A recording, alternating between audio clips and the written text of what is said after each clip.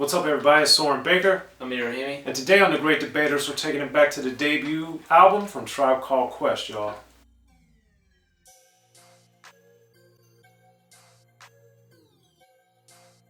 Alright, Amir, so today on The Great Debaters, we're going to be talking about Tribe Called Quest debut album, People's Instinctive Travels in the Paths of Rhythm. This album came out in 1990. At this point, Tribe was probably one of my, if not my favorite group. Like, I just love this album. It's one of my favorite albums of all time.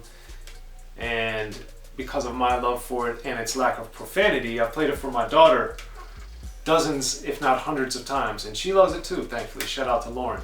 So, what about you, Amir? What were your early thoughts and impressions of this masterpiece? Man, I kind of ruined this album for myself. Oh, no. And I got the Tribe Called Quest anthology. Oh, yeah. And that really, I forget exactly the songs that it had on it, but I remember it had most of my favorite songs. And like different versions. So, yeah, that's true too. That's very true, actually. So, anyways, I had heard probably like 5 songs or whatever, and then when I got to this album, I was like, well, I don't really want to listen to the other parts of the album because I've already listened to, this part, and I really like this part. So I was just really young. I was probably like 8th grade at the time when I bought that anthology. But anyways, I kind of ruined it for myself. So then when I first started playing it, I was like, well, I just want to go to the songs that I like already. So stupid. But years later, then I started re-listening. So, but with that being said, if I recall, all of my picks are actually ones that made it to the anthology, and that's probably because of the little bias I had in the beginning. With that being said, let's get into my first pick, and that's going to be I Left My Wallet in El Segundo. This song, to me, it always struck me as interesting, mainly due to the title, the destination that they picked. I never understood why El Segundo was picked. I'm sure there is some sort of reasoning. I haven't done too much digging into it except for, the lyrics that are in the song. And I take it very literally, where Tip says his mom's on a trip for about a month, then he decides to go across America, and then he sees some guy in a sombrero and is like, where am I? And El Segundo, and it's just such a random, plot and story, and how did they arrive that they wanted to write this song. I do really enjoy that it is it's completely a Q-Tip solo. You'll hear Shaheed talk in a couple moments of the song. Yo, Tip, man, you got what you need. Yep, exactly. So shout out to Ali Shaheed. But I really like how even in the middle of the verses, they'll be like, oh, so it's a brown wallet, it's this, and it's like, okay, well, they're talking about a wallet, and then when you get to the wallet part, it's when he's distracted by the attractive female, and he leaves it right on the waitress. The waitress. Yep, and it's, there's also some interesting that I think, with Q-Tip's words and his lyrics that he's using, where he says, I ordered enchiladas and I ate them. And Ali had the fruit punch. And Ali had the fruit punch. It's a dope Rappin And Snackin reference right there. But I just love how it's just so just right there, and that's it. And then, I don't know. But anyways, this song I also have a lot of memories with, because back in high school, the girl that I was dating, for whatever reason, really liked the song, so then I made this her ringtone back in the day. So whenever I heard the chorus, it reminded me of the calls that I would get. Back then I didn't have text messaging. So the calls that I would get. So that's also pretty interesting. But this song, man, I really like the instrumental, the sample. It's just super unique. And I was just like, how did they arrive at El Segundo of all places, especially being from New York? But that's one of my picks. I had very similar thoughts, and Scarface and I talked about this on his best albums pick, because he picked People's Instinctive Travels in the Paths of Rhythm. So I love this song, and it's phenomenal. It's not one of my top 3, even though it's probably every song other than my top 3 are number 4. So, because the whole album start to finish, it's just astounding, and sonically, and Q-Tip especially is just great on this album. We get little sprinkles of Fife here and there, but Fife is on my first pick that I'll go, and I'll just start with Push It Along. That song, it's the first song on the album after our long intro, but the first actual song, and it just, the drums and the bottom that it has, I think, is really a good example of what we see a lot more of on Low End Theory. And I also like the fact that Fife's on it, put one up for the Fifer. I really enjoyed the songs that they were both on, and since Fife's only on a handful of songs on the album, they really stood out to me. But I really liked the music on it, I liked the drums, and I liked the fact that there was the Fife appearance. But then their imagery with the native tongues and their own little coded language that they were using, it just took me right out the gate, because I loved Q-Tip on Straight Out the Jungle, on Black is Black, and the promo, so I was excited to hear them, and I'd heard the Tribe singles that had been put out prior to the album, so when Push It Along came out, it was like this release of, alright, I've been waiting for this album for basically 2 years, and now it's finally here. And then to start off the album like that, and the sample was so smooth, and the feel of it, it was just, it's a great way to start the album. And unlike a lot of great starts to albums, it's more smooth, and it really gets you into the vibe of what Tribe Called Quest brought on this project. No, that's a really, really good one, and that's one that when I first listened to this album, for whatever reason, like I said, that because that wasn't on the anthology, and I kind of brushed over. But then re-listening to it, I was like, oh wow, this is really good. And on that song too, and through a lot of the album, there's just a huge skit at the end of it. So it's interesting how they took the approach of having the skits more so in the actual songs themselves instead of splitting them up into different tracks, which if you have the cassette anyways, it wouldn't really matter. But when you get to like the MP3 age and stuff like that, then even the CD like age. The CD age, exactly. If you hit next, right, it just glossed over that skit. So it's very interesting. Or not track 2. Pick number 2. I'm gonna go with Can I Kick It? And this is just one of those songs that you can't escape, no matter how hard you try. You're going to hear it at least once every few months. I've been to my fair share of concerts. Soren's been to at least 10 times more than I have, I'm sure.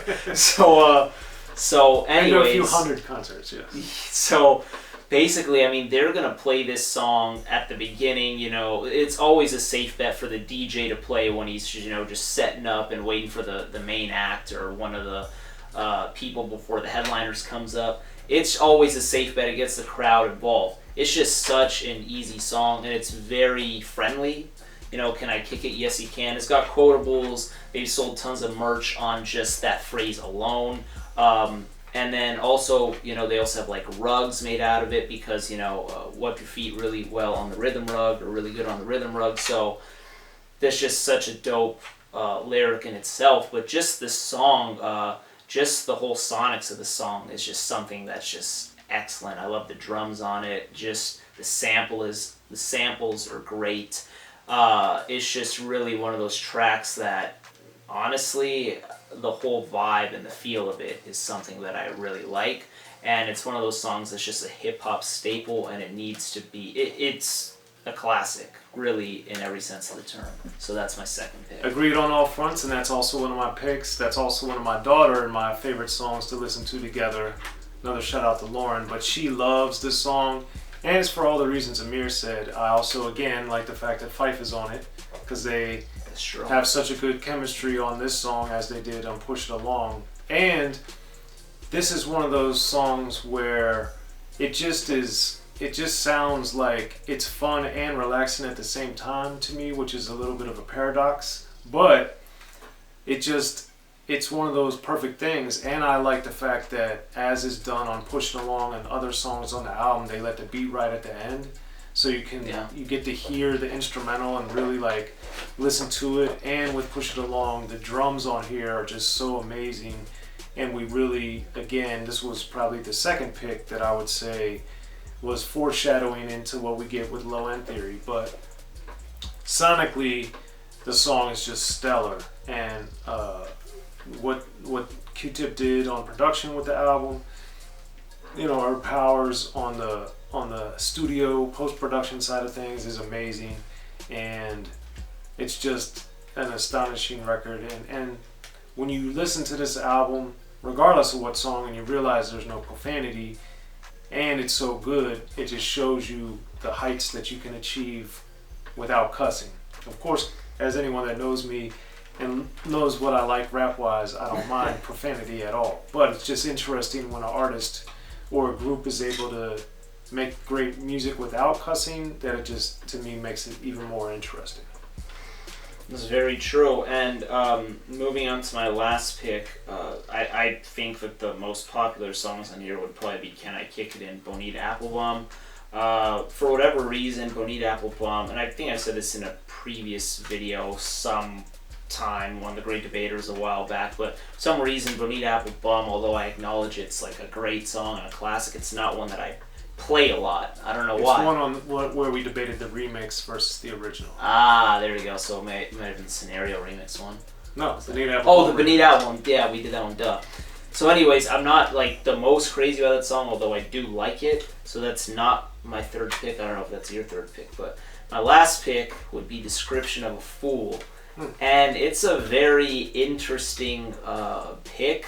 I mean, just even me saying it, it's like, are you sure? Just because of how different it is compared to other songs that I usually choose on the show. But no, man, it's just such a great song. I love how he starts it off, Q-Tip starts it off, and it's kind of like a little thesis. He's saying what he's going to do, and he does it in terms of describing what a fool is. He also gives you the Merriam-Webster dictionary definition, as he says he would. He talks about, you're a fool, and then you hear the guy with like the ad-lib saying, huh, and what, and stuff like that, and he's saying, well, you're, selling drugs and doing this, and you're playing pusher man, whatever, because he's, pushing product. But then he also goes in and talks about promiscuity and other things in his other verse. So and beating women too. Oh no, yeah, sorry, beating women. That's what I meant. I mixed it up. So anyways, then that was in the second verse, I believe, that he does that, and the first verse was the drugs. So it's just he's talking about what a fool is, how society views a fool via Merriam-Webster, and then he talks about certain people in society portraying a fool. And then when when the lyrics are done, the song's not over, because the second half of the song, it's just all instrumental. And it's just really a great instrumental. And typically, I'm not one to... I get kind of bored after a while just listening to an instrumental, but on this song, I don't mind it. And I love how towards the end, you hear the claps and stuff in like the last 20 or 15 seconds, whatever it is. It's just really good, and they're exercising the power of the samples that were used, and I think the subject matter was also dope. So that was a dope way to... I think it's one of the last songs, or it is the last song on the album. Well, that's what I was going to say. It's interesting that this album is filled with messages, some a little more subtle. This one is much more pronounced, but to make it and to have it at such high quality in 1990, where this was in the middle of, I guess, the conscious era, because it lasted a little bit longer, I would argue, but Tribe wasn't overt with that, but this song was, and it was the last song on the album, but it's very powerful, and the production on the song is just great. And Q-Tip, this one he has even, I would argue, a more even nasally flow than normal, or voice, or his tone, and he sounds a little more somber, whereas a lot of the album he sounds a little more happy or optimistic or fun, where this one it's more, he's into the character of talking about these things that aren't good, that are foolish. Right. So, that being said, it's not one of my picks. My third pick is Bonita Applebum. There we go. Because, first of all, the sample and the music, we see Wyclef with the Fugees using it later for Killing Me Softly. We see G.O.D. Godfather Part 3 with Mobb Deep using elements of it. So, the song just has such reach sonically. And then what Q-Tip does on it with his pausing and the breathing and all the different styles and techniques that he uses on the song, and for it to be a single, it really is of that lane and the very different type of thing that LL did on Going Back to Cali, and then LL did again with I'm That Type of Guy, where it's very unusual, the pacing of the delivery. It's not just rap, rap, rap. It's like stop, start, different flows, different styles. So that always really appealed to me. And then, with the subject matter, I was also drawn to, of course. So that was good. And I just think sonically, it really had that sensual feel that the lyrics also convey. So I thought it was a great mixture. And then it took me a long time to figure out what the title actually meant, and when I did, it gave me an extra sense of satisfaction. So that was, I just think it's a masterful song. So those are my top 3 picks. You guys got Amir's top 3. Be sure to hit us up as always in the comments section and like, subscribe, and share to both Unique Access Entertainment and to Rappin And Snackin. And of course, when you hit us up in the comments, someone will be getting back to you guys. Make sure to check us out always every week on The Great Debaters. I'm Soren Baker. Amir Rahimi. Tribe Called Quest, y'all. Be sure to check out The History of Gangsta Rap by Soren Baker. He's official. History of Gangsta Rap features exclusive interviews with Ice-T, Snoop Dogg, MC Ren, the DOC, and dozens of others. The History of Gangsta Rap, a definitive look at how Los Angeles changed rap forever. In Los Angeles, the streets definitely set the tone of the hip-hop music. At 19, I got a $50,000 car. My whole angle always was, I'll be street, but I will always tell you the horrors that go along with this life. It would be penalties and casualties for just wearing the wrong color in somebody's neighborhood. And once gangsta rap made it from the streets to the TV, the genre exploded. What's that 5 on your MTV Rap with NWA? Yo MTV, it just catapulted us from being local heroes to national gangbang rappers. The History of Gangsta Rap discusses it all from 1980 up till today. It's always gonna be shit happening in the streets. You know what I mean? So it's always gonna be something to talk about. The History of Gangsta Rap in stores now.